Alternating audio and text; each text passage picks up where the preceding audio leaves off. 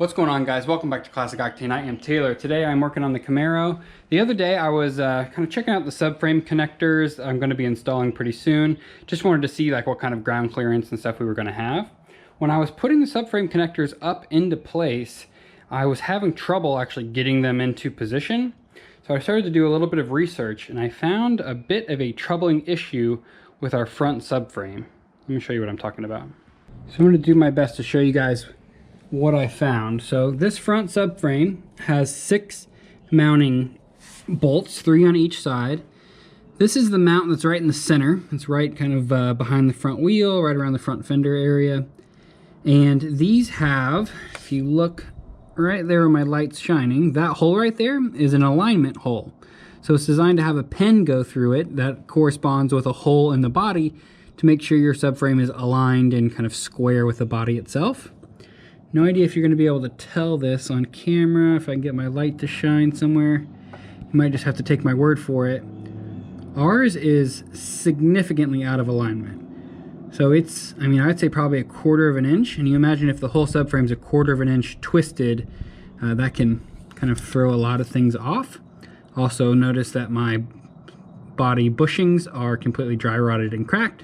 So the name of the game today is going to be replacing those and ideally straightening out our subframe. These are the bushings I went with. They're from, I think, Prothane. I don't have any affiliation with them. They're just the ones that I happen to find. These are polyurethane, so they are going to last a little bit longer. Also be a little bit stiffer than the rubber factory ones, but should be good for our application. Also went ahead and got the frame alignment pins. These are from Summit Racing. That's the part number right there. This is one of those things that if my lathe was up and running, could have made this in like 3 minutes. Instead, I had to pay 30 bucks for them. So we need to get that lathe up and going as soon as possible. What I'm going to do now is just go ahead and loosen up all 6 of those mounting bolts. Once they're all nice and loose, I can take them completely out of one side. We can just very gently lift the body off the subframe on just that side. It'll let us swap our bushings out. So getting all of the subframe bolts undone, and this last one on the back over here started to come undone. Now it's just spinning forever and not coming out. So I'm thinking there is a nut, or at least it feels like there's a nut kind of underneath this seat right here that's probably supposed to be permanently attached to the body, and it seems to just be spinning. So I'm gonna have to pull the driver's seat out so we can kind of access that, see if we need to weld it back into place or what the deal is. With the seat out of the way, you can see our culprit. There's a nut right here on the end of our bolt that's just spinning in place. Has a big washer. My gut feeling is this is not how it is factory. I would have assumed this nut would have been kind of welded into the body itself. So I don't know if maybe sometime in this car's life it's had floor pans replaced and it was done a little bit differently. I don't know what the deal is. So I got to look it up and see if we want to just kind of keep this setup going, if I can figure out how to get like a wrench in here to hold this, or if we want to like tack weld this in place so that you can kind of do it all from underneath the car. I don't know. I'll have to think about how I want to do that. But for now, I'm just going to work on getting it out, and then we can figure out the install later. Got our nut out of the top, which allowed my mount to come out. So we have all 3 of them completely removed from the left side of the car now, loosened on the right side of the car. So in theory, I should be able to take a block of wood. I'm going to close the door completely, try and keep as much rigidity as we can in the body.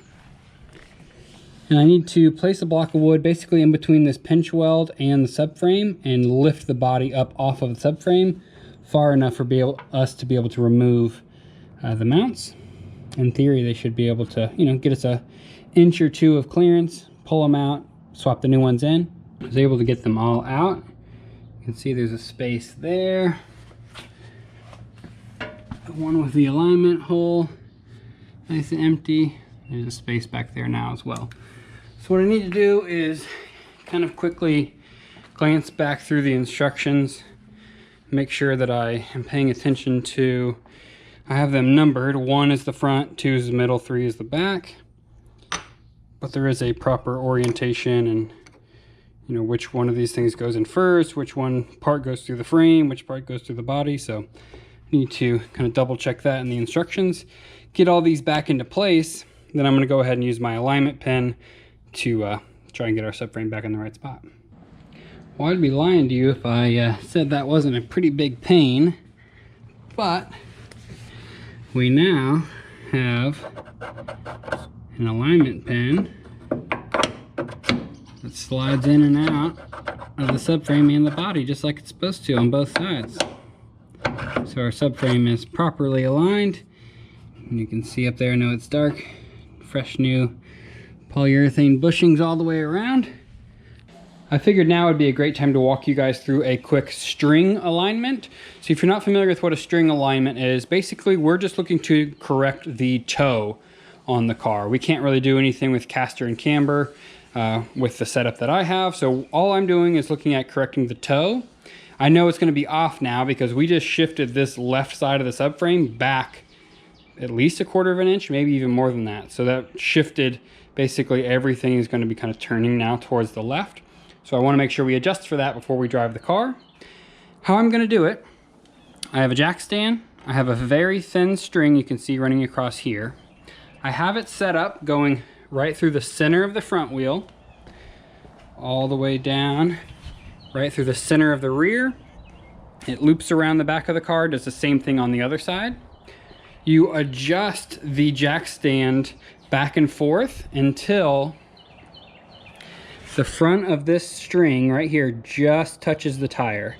So we know that it's nice and square with this rear wheel. So basically what we're doing here is using the rear wheel as the kind of standard that we're going off of to square up the front.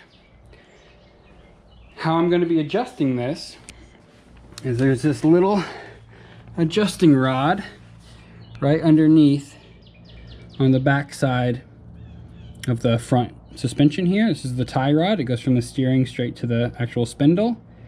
There are 2 lock nuts on either side and then a kind of hexagon shaped adjustment in the middle. Mine's upgraded from Hotchkiss. The stock one is pretty similar to this.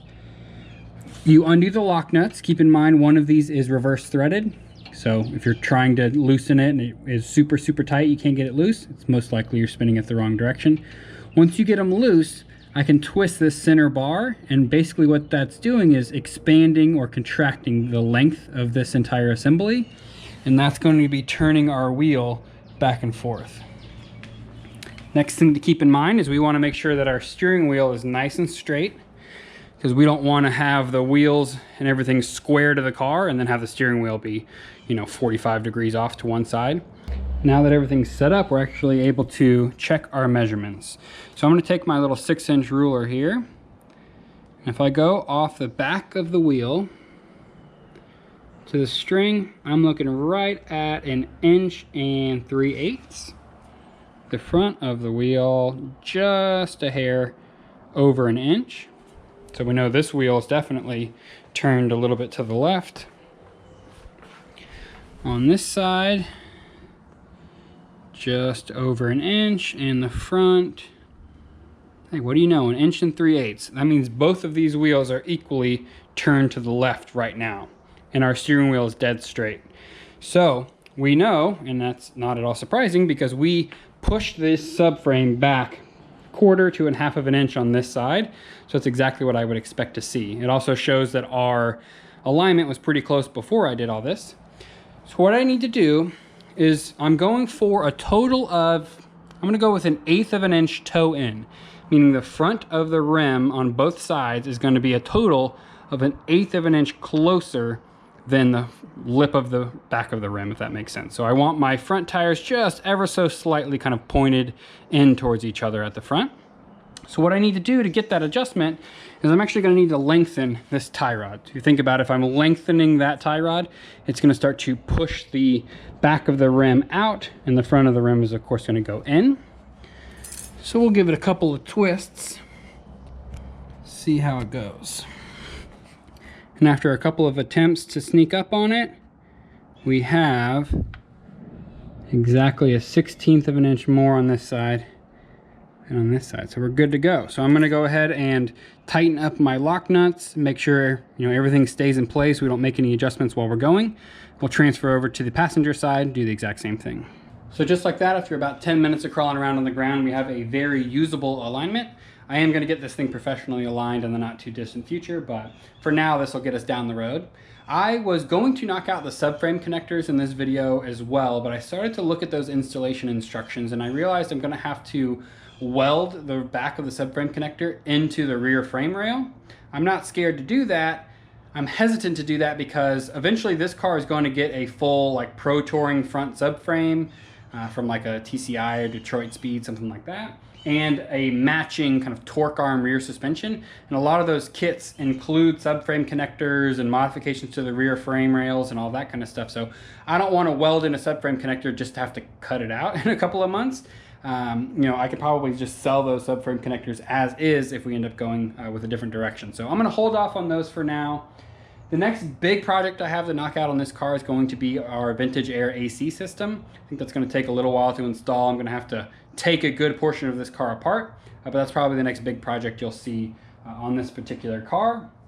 I have another video or two coming on the R100 GS Paris Dakar, and then the big thing coming up is a complete reorganization and redesign of the shop. I have some like race deck flooring I just picked up used, and basically I'm going to tear this whole back half of the shop apart and make it just a lot more efficient, a lot more usable. So that'll be coming in the next couple of weeks. Just need to figure out the logistics of where to put everything while I'm tearing it apart. So I hope you guys enjoy all the content coming on the channel. I've been trying to be a little bit more consistent. 2 videos a week is my goal. I appreciate you guys watching as always. I'll see you on the next one.